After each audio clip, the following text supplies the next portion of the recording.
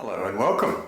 A Cessna pilot is lucky to be alive after falling asleep and overshooting his destination airport by 111 kilometres.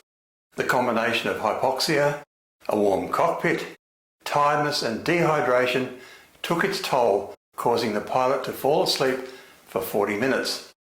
These so-called ghost flights are uncommon but do happen.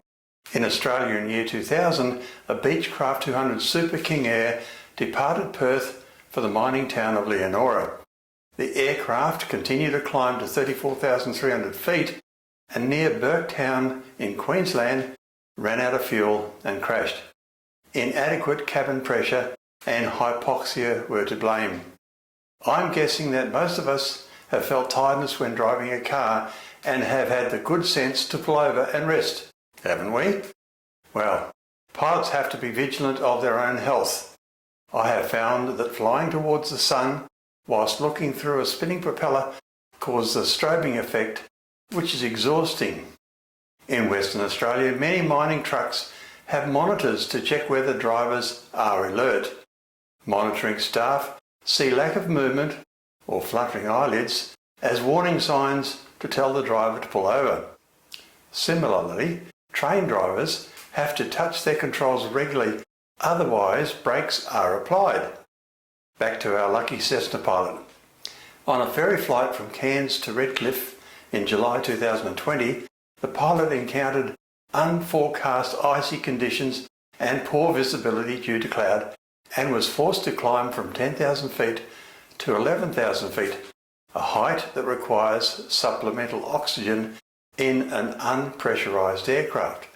When the Cessna 208B Grand Caravan was about 53 kilometres from Sunshine Coast Airport, Air Traffic Control attempted to contact the man about his descent into Redcliffe, but received no response for the next 40 minutes. When the pilot finally woke, he had overshot Redcliffe by about 111 kilometres and flown over the ocean.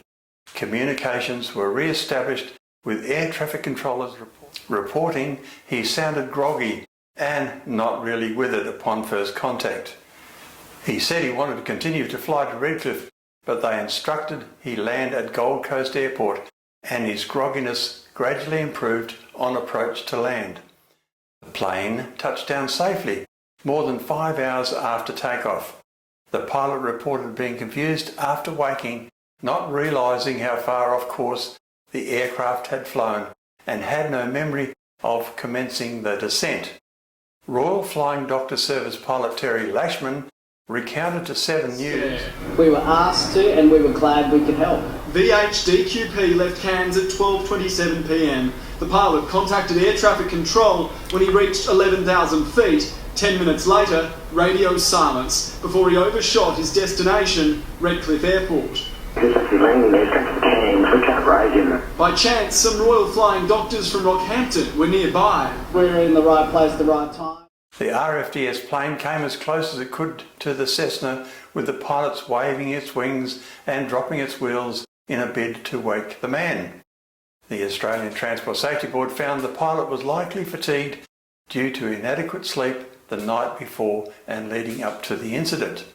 Also, operating at 11,000 feet with only intermittent sniffs of supplemental oxygen likely resulted in him suffering mild hypoxia. This likely exacerbated the pilot's existing fatigue and contributed to the pilot falling asleep, the ATSB said. The pilot reported he'd had the heater on for about 20 minutes and believed the warmth in the cockpit contributed to him falling asleep. He was also possibly dehydrated, having drunk only minimal water.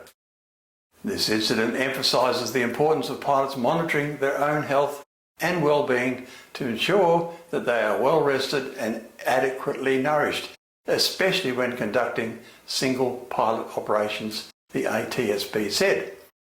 Fly safely, folks. Thank you for watching, and it would be great if you could comment below about flying or driving tired